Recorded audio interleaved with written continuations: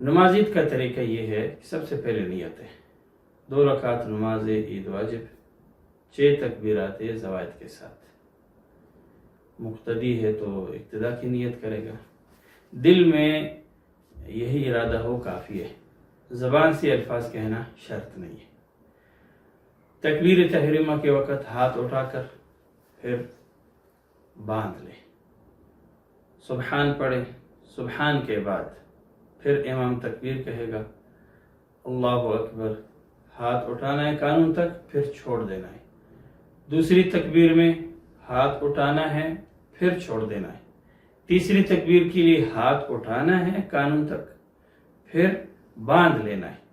اس کے بعد امام قرات کرے گا، رکوع ہے، سجدہ ہے، اور پھر دوسری رکعت امام پہلے قرات کرے گا۔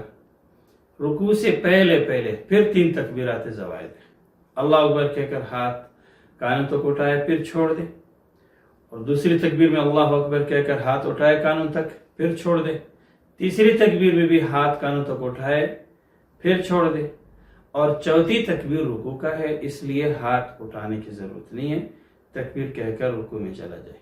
رکوع ہے، سجدہ ہے، قعدہ ہے، سلام، نماز مکمل، اس کے بعد پھر خطبہ ہے۔ یہاں تک تو نماز کا طریقہ تھا۔ اور اگر کوئی ایسے موقع پر پہنچا کہ امام پہلی رکعت میں تکبیرات کہہ چکا ہے اور اب قرات شروع ہے، تو یہ بندہ نیت کر کے شامل ہو جائے۔ شامل ہونے کے بعد تکبیر تحریمہ کہنے کے بعد 3 تکبیرات زوائد وہ کہہ دے۔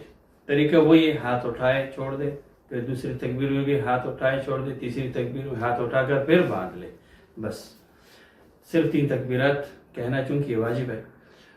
اور اس کے بعد خاموش کھڑا رہے، امام قرات مکمل کرے گا۔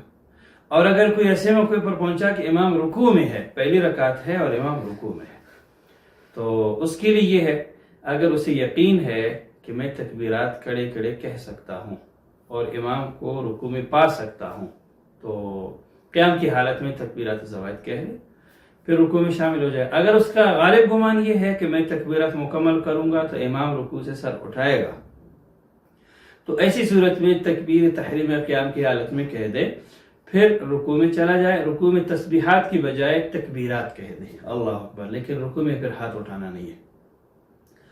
اور 3 تکبیریں پوری ہو گئے تو اچھی بات ہے، اگر 1-2 تکبیریں کہہ چکا تھا کہ امام نے رکوع سے سر اٹھایا تو بس ٹھیک ہے، پھر یہ بھی امام کے ساتھ ہی رکوع سے اٹھ جائے۔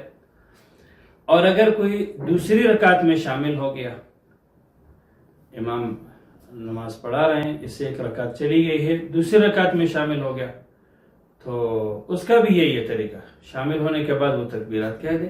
اب چونکہ مسبوق ہے، 1 رکعت کا مسبوق یا 2 رکعتوں کا، امام جب سلام پھیرے گا تو یہ جب اٹھے گا تو سب سے پہلے ثنا پڑھے، تعوذ، تسمیہ، سورہ فاتحہ، سورت، رکوع سے پہلے 3 تکبیرات زوائد کہہ دے۔